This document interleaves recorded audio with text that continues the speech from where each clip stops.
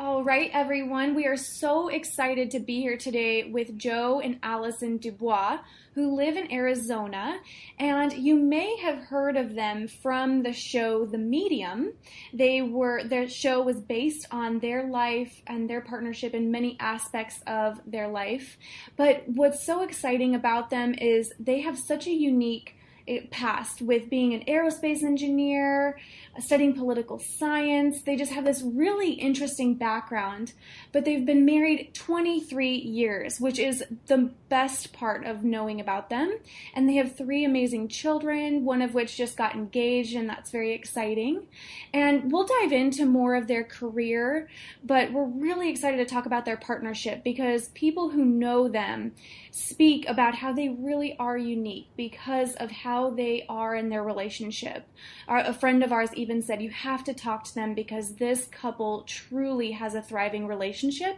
And we're excited for this unique duo to share more about that. So thank you for being with us today. Thanks for having us. I'm excited we're a duo. So what we love to do before we dive into current times, take us back to before you were together and, let us know, each of you, did you know what you were looking for in a partner? I wasn't looking for a partner. I was just 20 and happened to know a doorman at a bar. So I was 20. I wasn't thinking I'd ever get married. I didn't particularly plan on having kids. I wanted to be a prosecuting attorney and a Superior Court justice one day, but I was wearing a baseball cap backwards when I met this guy. I mean, I was pretty young. Yeah. Well, we were both pretty young. You were younger than I was. I was at least legally in the bar, but it's funny. I was drawn to that bar. It wasn't a place I normally went to, and I don't even know why. But I didn't. Yeah, I had no plans on getting married anytime soon. My plan was more like 30 years old, and at the time I was 24. So it was a bolt from the blue. That is so perfect. And we've met couples that did know what they were looking for and the time, and it happened that way. And like you're saying, it just didn't go that way exactly. Didn't even think you were going to be married. I actually thought I was going to be single for the rest of my life before I met. I was actually just so sure that I would be single, actually. But so let's bring us up to speed when you did meet. Would you say that there was a moment when you knew that this was the person for you?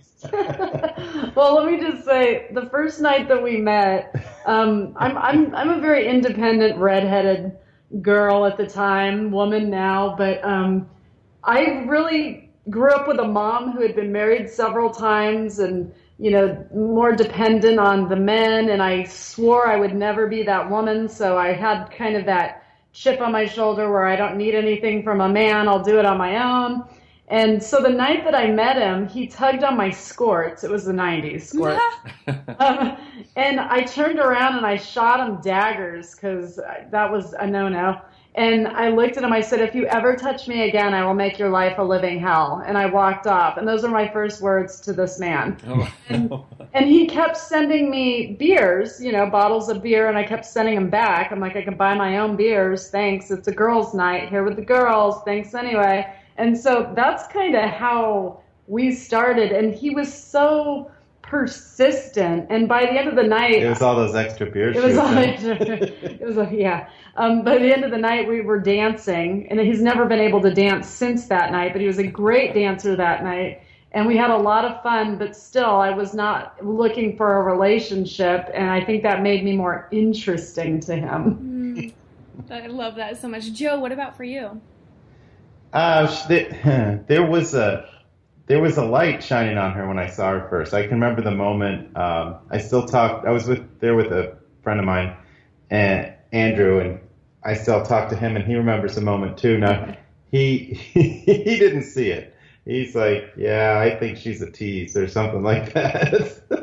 But I didn't. I just saw her like, I guess you'd say, I don't know. She just stood out.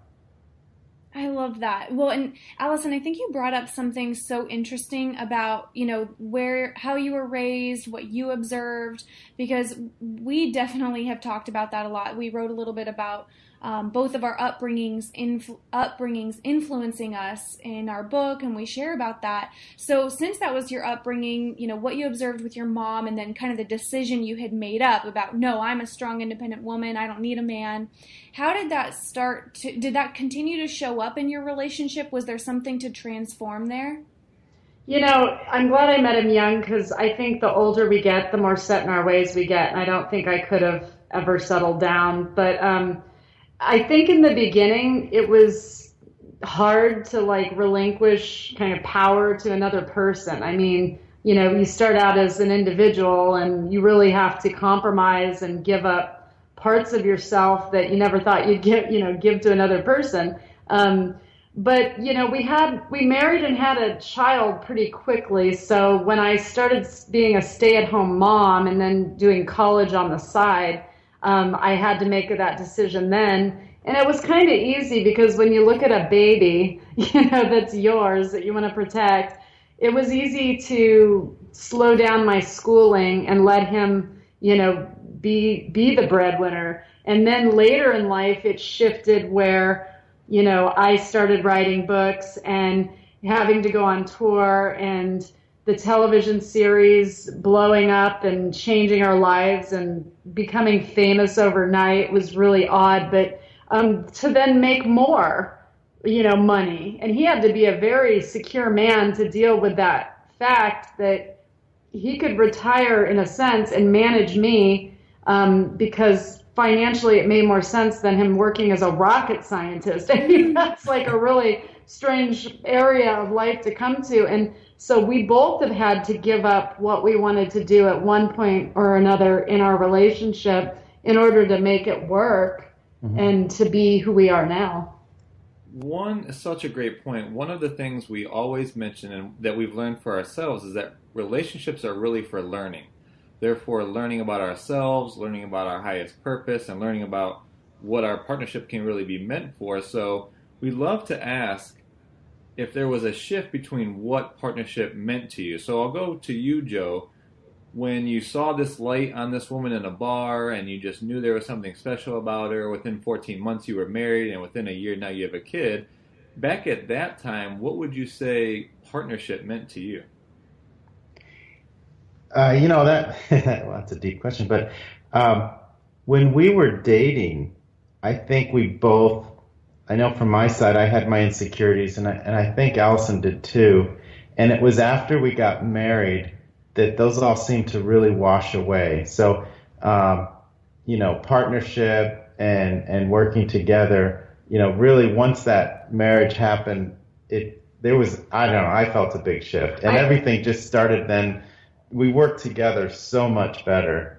I think it was easier for you, though, because he grew up with parents who had been married forever and mm-hmm. stayed together. So that was his role model for what a marriage is. And I think you knew you'd be married and have kids someday, because that wasn't that's a part of your plan. That was that was there. I fully expected that to happen. But I was thinking more of that moment that we got married. I don't know. I just felt a big shift that all of a sudden now a lot of the little things that I don't know might put me on edge, or think, oh well, if she says that, she's just dating me and not really wanting to marry me. What's your intentions is how the old saying would be. But once we were married, well, then it was, I really felt the commitment. It's okay, this is going to be, now this is real. This is our partnership. This is what we do. And so it just moved forward. And in those first, 10 years, you gave up a lot and did school on the side and raised the kids. And then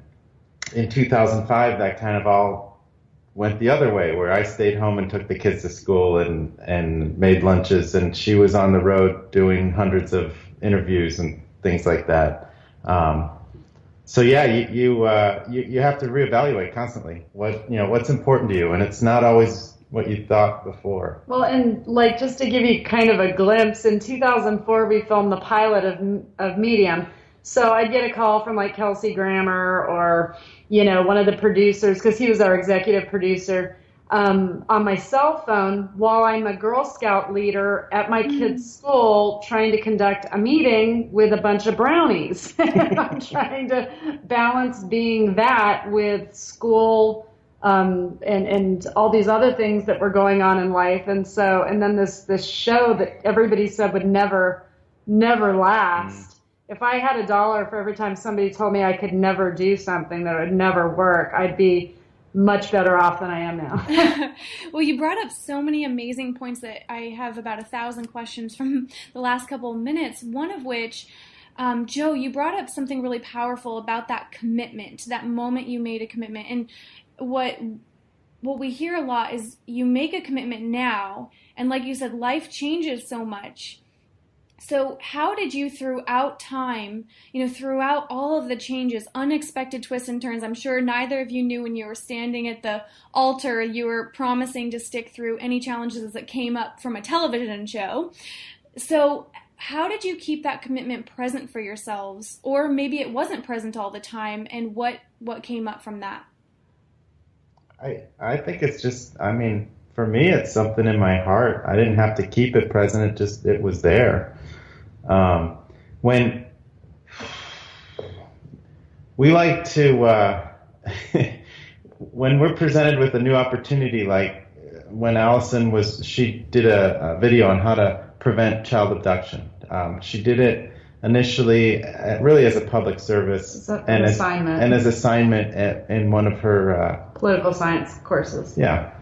And what that turned into is she took a trip to Texas and met the people that started the Amber Alert, and brought it back. It was a local alert at the time in Texas, and brought it back to Arizona and went to the congressman and got it statewide in Arizona. We were the first state and used as the model for the country. But the point of the story really isn't about how the Amber Alert came about. It's more about this opportunity came up. It was important to her, and so it was important to me. And we just were in sync that way. Yeah. I love that. Anything for you, Allison? He's always supported me. I mean, imagine what this man has had to go through. He thought he was marrying just a spunky redhead that made him laugh, and had some kids with her, and we're having a beautiful life. And then in the suburbs. And then I'm interning in homicide to be a prosecutor, and it's my job to sort the crime scene photos, and I start to see flashes of what happens before the person's killed. And so then I go to Texas because the Texas Rangers said that information's never been released. Can you come to Texas? Because I did a write-up on a missing little girl there.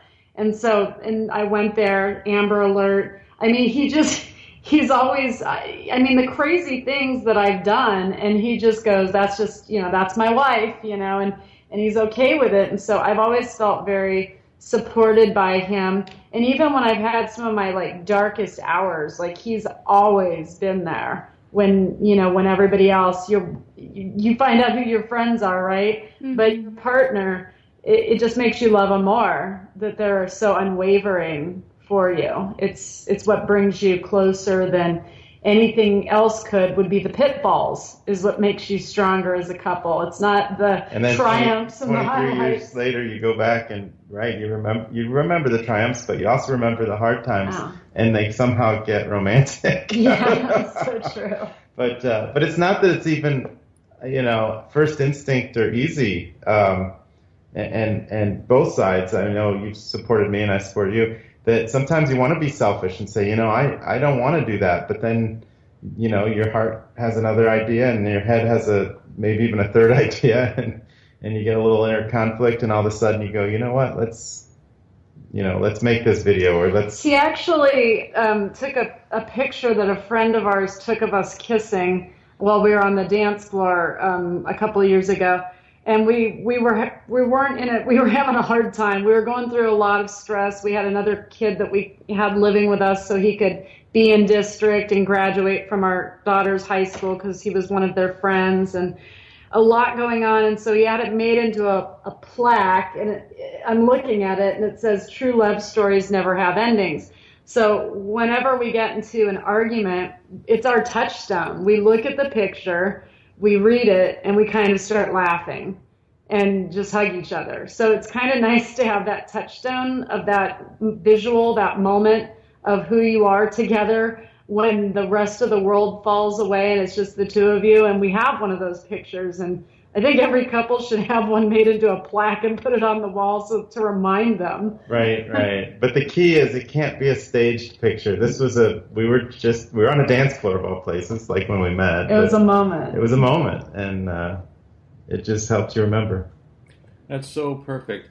As I was listening to you, if I was a listener, I may even think to myself, wow, it's been so great the way things have just happened for them, and may even say to themselves, well, I wish great things happened to me like that. Like, I wish my life was reflected in a TV show, or I wish I had such a supportive partner. And yet, I think what's underneath there is intention. And I think that is missing for a lot of relationships that could really have them thrive. Talk a little bit about how, for you, things didn't just happen to you, but life happens for you based on connecting to intention and what you may have intended for your life, against the background of, we didn't know it was going to go this way, but what sort of intention did you have about the partnership that you could see manifested in the life that you now have? I think the couples that make it are the ones that can adapt. You have to, it's like in the military, it's in life. I mean, it's just a good tool to have. You have to be able to adapt to what comes at you, because life is not certain.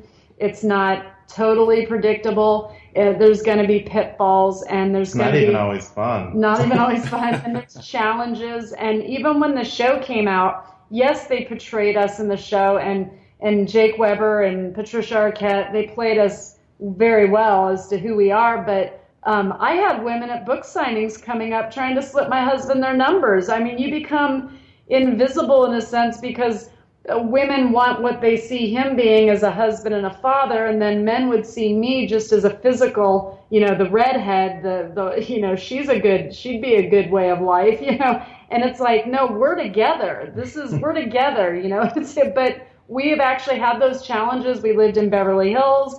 85% divorce rate. All of our friends that were married then are not now. And at one point when we were living there, I said, do you want to stay married? And he said, yeah. And I said, we got to go home. This is Wonderland. We can't stay here. It always has to come down to the couple and putting your relationship first.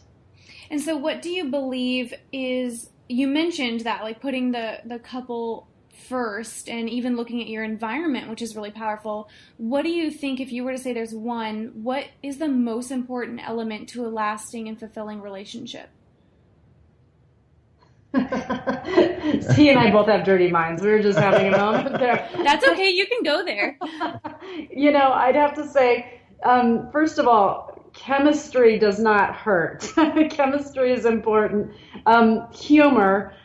He and I, when we met, nobody got our jokes. We'd tell jokes, and, we hadn't known anybody that got us until that moment. And we still do that. We still laugh at it. It's funny, though, because you want to marry your best friend, but you don't want to marry your best friend. I mean, it can't be just your best friend. It's got to be more than your best friend. You can't just marry a friend, right, because the chemistry's got to be there. There's got to be that something that brings you back together when your ego takes a hold of you, or you get stubborn and you're like, no, I'm going to make him come back to me. You need that it factor that makes it so every love song that you hear brings you back to them.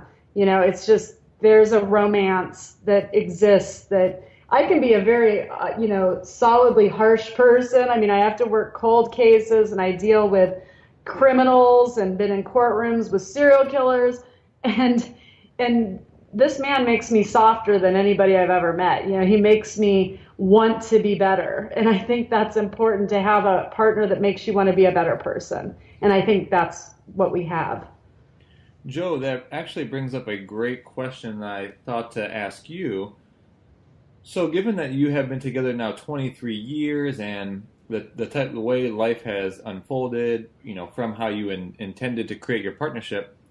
And Jocelyn and I work together, so Yeah, we do too. yeah, and so it can get to the point, right, where you maybe have a business relationship and a friendship and a marriage. And I think it's easy for people that are in business together, where their whole life is together, that it all starts to kind of become one, if you will. So, from your masculine perspective, how did you keep like the romance and that chemistry going, and certainly over now 23 years of being together? Gosh, you guys ask such big questions. Well, being together 23 years, really longer together than we were not together. There's no me without her. There just is us now. But when you work together, you're right. Business gets all mixed and muddled up. We've tried to separate it out and say, okay, we're going to do business in these hours, or in this room is the office or whatever. It never works. And you honestly, you'd miss a lot of opportunities if you did. But to keep the romance, I'm fortunate. Allison's a hopeless romantic, beyond compare. She doesn't like people to know that, but she really is. And in some ways, I would say she demands it. And I don't say that like in a bad way, but more like if there's an expectation and you want to make your wife happy, you try to fulfill it. And that is quite a task. But it does keep me on my toes. We just don't let it go stale. I don't know. There's just a spark.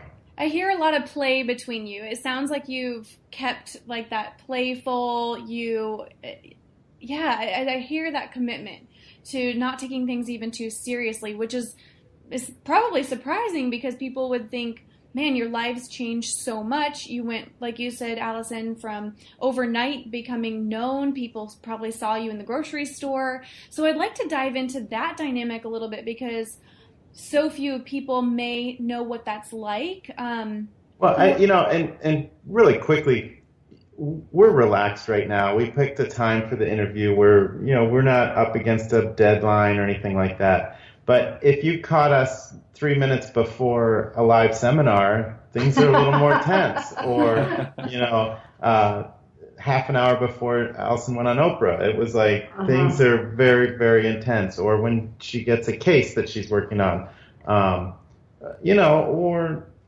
when I'm doing taxes. I hate doing taxes, but you got to do them. Everybody has to do them. But yeah, it's the playfulness that, always pulls us back together. We always say we could have a good time in a paper sack with a can of beer. Just as long as we're together, and as far as people recognizing me, literally in grocery stores, my voice gets recognized and they come over from another aisle, or I get chased down in an airport, or they call my name in the airport, the people that work for the airlines, to see if it's really me. It gets it gets odd. I get jail mail, stamped with jail mail on. But we'll take the time and we'll find a nice restaurant and have a good meal and, a glass of wine and just take some time and be together. So that's kind of one of our quiet getaways, which, sometimes you can take a vacation in an hour and a half. That's true. We have to.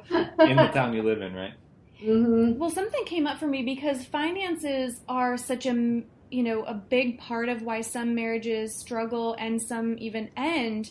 And because you did, probably receive an influx of abundance that you didn't anticipate, share with us a little bit about how life changed then and how did you evolve your mindset? Because what we've learned is that mindset is such a huge part of finances and even being able to receive abundance. So what did you do as your finances grew and still stay humble, still remember who you are and what you're committed to?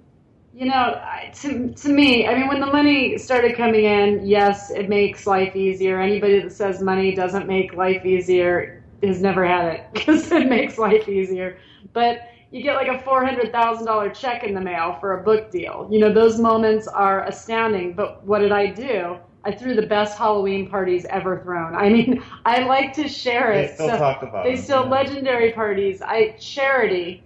I made sure that we were very charitable. Our daughters, we took them on once in a lifetime trips, and we tried to spend it on things that would be more experiences that could be remembered and enjoyed by the people we care about.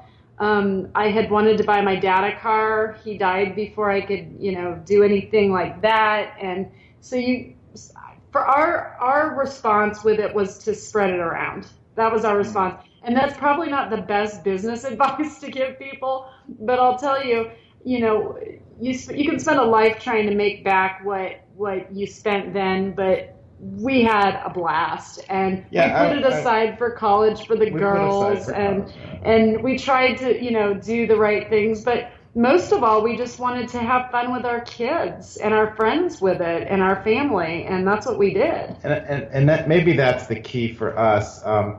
If you asked a business-minded person what to do with your money, they would not necessarily point to what we did with our money.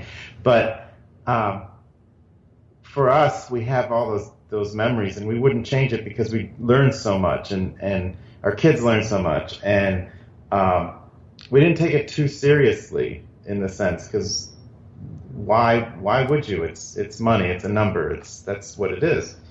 Absolutely. So yeah, I kind of worry about some people when you ask a question kind of like that and get in your mindset. It's like, sure, you can, if you make your life about your money, then that's what you are. You're the money. You're the money, and I don't want to be the money. I want to be Joe. So, and maybe you already answered it, but if there was one thing, Joe and then Allison, that you could tell yourself from who you are now to when you first got together, is there any one particular thing that you'd want to tell yourself? Good job. No. Yeah, no, the journey, is made us who we are, and I wouldn't trade that. Maybe I would have changed one or two little things here, but nothing too major. I'd go back and high five myself and be like, you have no idea how amazing your life is going to be. Just say yes. Oh, that's so good. Yeah, we one of our mantras, we watch Yes Man, the movie, and we do kind of hold to it that, not that you say yes to every crazy idea, but don't hold back just because you're being a downer. Just say yes and do it, and a lot of fun things can happen. I'd go back and I'd tell myself, don't let other people define you. Mm-hmm. If you give people the power to define you, you've given away yourself. So you have to, sometimes I've cussed and, I've done things that maybe some people wouldn't be proud of, but I'm like, you know what? I'm going to be the most colorful old lady. Like Betty White would be like my best friend. Like that's what I want to be. And you just can't care what everybody thinks all the time because those people aren't going to be at your funeral. So why should you even care? We want our kids to tell their kids stories that our grandkids will be like, that could not have happened. Right. It's not true. So true. Well, those two pieces of wisdom are absolutely amazing. I'm sure there were several people that really they received that when they're listening to this. So thank you for that. And thank you so much for being on the show and sharing so generously about your life, your relationship, all the unique stories. We really appreciate it. Thanks for having us. Yeah, thank you.